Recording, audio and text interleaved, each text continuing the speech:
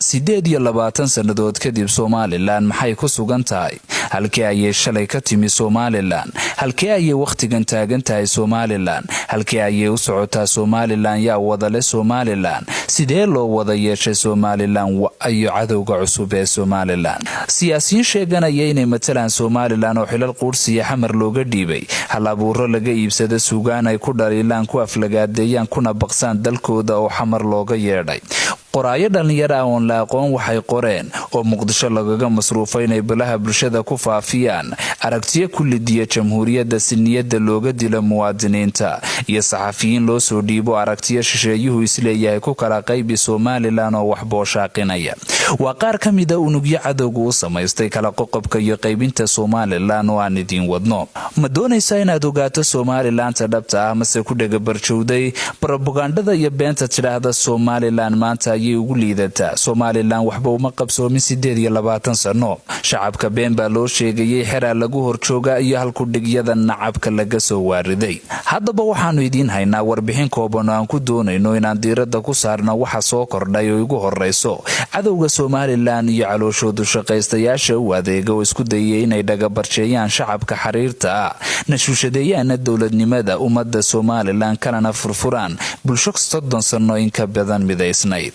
aan ku bilaabay 28 sannadood kadib Somaliland waxay gaadhay guulo dunidu ku majeerto waxay horumar ka gaadhay dhinaca amniga dhaqaalaha waxbarashada caafimaadka arrimaha bulshada dawladnimada ciidanka iyo guud ahaanba horumarka kale ee dalka haddii aan eegno dhinaca amniga Somaliland oo hadal aan la aqoonsanayn kuna dhex taala mandaqad khatar badan oo amni darro badan ka jirto waxay ku guuleysatay in ay sugto guud ahaanba amniga dalkeeda iyo nabadgelyada dadkeeda si dimuqraadiyad iyo xornimo ku dhisan tahay waana sababta loo yiraahdo Somaliland waa ila iska dhaxifaya geeska Afrika Somaliland waxa dhinaca bari ay xuduud kala leedahay Soomaaliya oo in ku dhow 30 sannadood dunida oo dhami maareyn kari laadahay nabadeeda ayna ka jiraan ilaa 4 koox diimeed oo hubaysan badina gacanta ku haya dhulka Soomaaliya oo waqtigan ah midaan xasiloonayn sidoo kalena ilaa 30 dawladood oo dunida ah saldhigyo military ku leeyihiin duqeymana ka geystaan dhibaatadaas Somaliland wax saameyn kuma laha ugamana soo tolowdo xuduudaheeda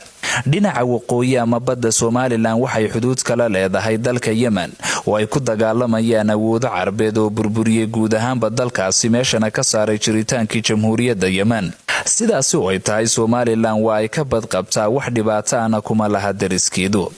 dhinaca waqooyi galbeed waxay xuduud kala leedahay dalka Soomaaliyeed ee Djibouti oo isagana ah mid la sheego in bulshadiisa awood dawladeed oo halkaasi ka jirta ay cadaadis baahan darteed aanay xasilooni ku haysanin xukunka ka jira oo lagu tilmaamo mid keligii talisa meeshana ka saaray dimuqraadiyad iyo degenaanshiyihii shacab ku dareemi jiray dalkooda taas bedelkeeda Somaliland waa ay ka badqab gashay keligii talis macangaga oo cadaadiyad dadkiisa meeshana ka saaran nabad shacabku dareemo iyo xorriyad iyo xasiloonida maanta aynu haysano Somaliland waxay shacabkeedu ka nabad galeen dawlad laysa xukun cadaadiye caburin xorriyad la'aan waxayna heleen xorriyadii hadalka xuquuqdii doorashada iyo deegaan xasiloon oo ay siday doonaan ugu noolaan karaan dhinaca galbeed Somaliland waxay xuduud kala leedahay dalweynaha Itoobiya oo waqtigan ka soo kabanaya xukun military oo muddo dheer hayay dilkii shacabka cadaadiskii militariga iyo xadhigii aan xuduud lahayn waxayna cagta saareen dhabadii dimuqraadiyadda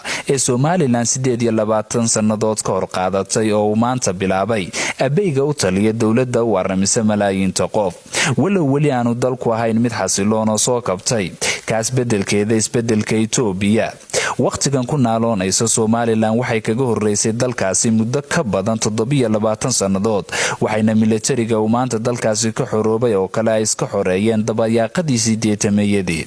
waxbarashada Somaliland 28 sannadood ka hor ma aysan haysan waxbarasho ku filan bulshadeeduna waxay waxbarasho doonan jireen xamar iyo koonfur oo waxbarashada sare ee jaamacadaha kooto loogu xidhay balse maanta Somaliland gobol kasta oo kamid ah waxa uu leeyahay ugu yaraan 2 jaamacadood waxayna ka waxbarasho iyo tayo fiican tahay Hargeysa xamartii ay shalay u waxbarasho tagi jirtay oo maanta iyadu soo waxbarasho doonata dhinaca caafimaadka arrimaha bulshada iyo ganacsiga Somaliland waxay ka gaadhay guulo ballaadhan wuxuuna dhaqaalaheedu u kobcaa una koraa si xawliya iyagoo shisheeye aan ku tiirsanayn magaalooyinka Somaliland oo dhammaantood burbursanaa curashadii Somaliland ka hor maanta waa magaalooyin dhisan bilicsan dhismayaal casri iyo qurux badanina ka muuqato sida muuqaalkan aad ka dheehanaysaan waa Hargeysadii hore ee Soomaaliya iyo Hargeysada cusub ee Somaliland shalay looma ogolayn wax hal fooq ka badan maantana waxay ka bilic badan tahay caasimadii Soomaaliya ee 12 sanadood oo Hargeysa dulmanayd iyada uun la dhisayay tani waa magaalada Cerigabo oo goodoon ku jirtay wadadii loo dhisi lahaana siyaadu duway deegaankiisa oo Somaliland dariiqii u jeexday dalkana ku xidhmay halkani waa Laascaanood oo aad u kobocday hore u lahayd hal laami oo isku xidhi jiray goboladii hore balse maanta leh 20 laami ka badan oo Somaliland u dhistay una dheertahay baahiyihii asaasiga ah oo wax laga qabtay iyo nidaamkii dawladnimo oo kaana qaaday bartani waa Boorama oo ahayd magaalo kooban balse 28 sanadood oo Somaliland jirtay kortay dhaqaalaheeduna ballaadhay maantana xarunta waxbarashada Somaliland oo looga soo tacliin doonto guud ahaan bagayiga Soomaalidu degto magaaladan baaxadda weyn waa Burco oo sanad kasta biriishka ku kordhaan horumarna gaadhay lana tartamaysa caasimadda Hargeysa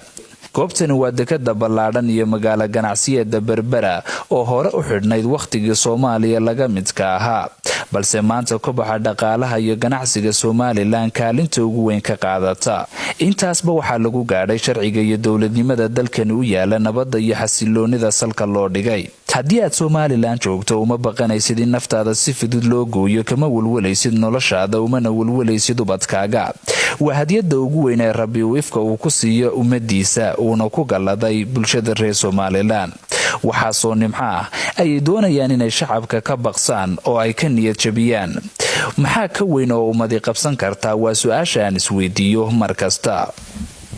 dhanka dawladnimada iyo ciidamada waxay ka samaysay horumar ballaadhan waxay leedahay dhammaan hay'adihii dawliga ahaa oo awood badan sidoo kalena waxay haysataa ciidamo cududoodu adag tahay waxayna maanta Somaliland ka awood badan tahay Soomaaliyadii shalay cududa military lahayd ee dhibaatada badan u geysatay Somaliland waa dalka qura ee ku yaala geeska Afrika ee ay ka dhaxaan doorashooyin xor iyo xalaal ah oo hal cod iyo hal qof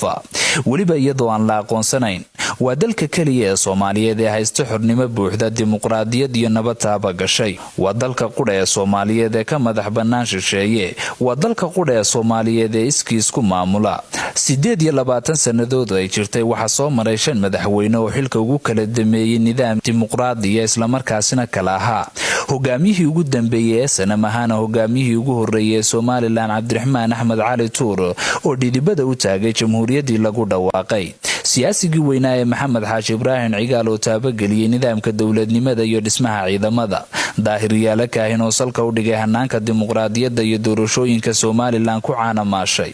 Axmed Maxamed Maxamuud Siilaanyo hogaamiyihii ugu muddada dheer ee SNM oo ku suntanaa hogaamiyihii waxqabadka iyo horumarka Somaliland iyo Mujaahid Muuse Biixi Cabdi oo kamid ahaa kumanaankii nafta u huray dalkani oo hadda talada haya kana si aanba qaaday madaxtinimada halkii ay soo gaarsiiyeen hogaamiyayaashii ka horeeyay waqtigana looga fadhiyo waxqabad 3 sanadood ee u hadhsan Somaliland 5 madaxweyne oo soo maray mid kasta waxa uu qarankan ugu suntan yahay maalmo qurux badan oo uu la soo joogay iyo dharaaro adag oo uu kala soo dabaashay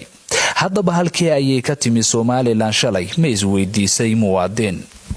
dil iyo xarig lagula kacay waxgaradka aqoon-yahanka culimada iyo haldoorka waqooyi ee 60kii la midoobay Soomaaliya kadib kufsi handadaad barakicin iyo dhac loo geysanayay bulshada jilicsan kadib boob hanti takoor iyo tacadiyo isbarkan oo lala kulmay kadib waxay dhashay 10 sanadood oo dagaalo lagu hoobtay lala galay hogaamiyihii arxanka darnaa ee Soomaaliyadii lagu hungoobay dariiqada gooboholo iyo bahala galeen ay Somaliland ka timi waxayna ka soo gudubtay marxalado qaraadha waxayna maanta taagan tahay waqtigii la guran lahaa midhihii geedkii baxayay in ka badan rubuc qarniga waxay haysataa una habaysan tahay nidaam kasta oo daleeyahay waxayna buuxisay shuruudihii dawladnimo Somaliland waxay u socotaa dariiqii badhaadhaha waxayna u jarabaran tahay waqtigan sidii dunida waxay ula qaybsan lahayd Somaliland waxa wada leh ku dhawaad 5 milyan oo qof oo 6 gobol oo A iyo 7 gobol oo B ayaa ku midaysan kuwa propagandada sameeya cadawga iyo calooshoodu shaqaystayaashu waxay sheegaan in ku dhawaaqistii Somaliland aan beeluhu dhamayn gaar ahaan gobolada Sool iyo Buuhoodle iyo Sanaag Bari si xaqiiqada ergooyinkii beelaha ee saxeexay kuna midoobay Somaliland waxa kaalinta ugu weyn ka ciyaarayay garaadkii guud ee beelaha gobolada Sool iyo Buuhoodle garaad Cabdiqani garaad Jaamac garaad Cali oo isagu hogaaminayay ergadii gobolada Sool iyo Buuhoodle kaalin weyn ku lahaa buddhigii Somaliland. sidoo kale waxa qayb muhiim ah ku lahaa suldaankii guud ee sandaladii soo jireenka ahayd ee bariga Sanaag iyo Badhaan. si kuwaas la mid ah waxa kaalin weyn iyaguna ka ciyaaray ergadii gobolada Awdal iyo Selal oo iyaguna martigeliyay axdi qarameedkii iyo shirkii nabadeynta beelaha ee Boorama ka dhacay iyo guud ahaanba madaxda iyo salaadiinta beesha dhexe ee Somaliland oo iyaguna ku midaysnaa. waxa lagu dhawaaqay Somaliland aan loo kala hadhin 18 May 1991. inta ay jirtay Somaliland horumarkeedu sida uu kordhayay si la mid ah ayuu cadowgeeduna u kobcayay. dunidan casriga markii Somaliland lagaga adkaan waayay qori iyo ciidan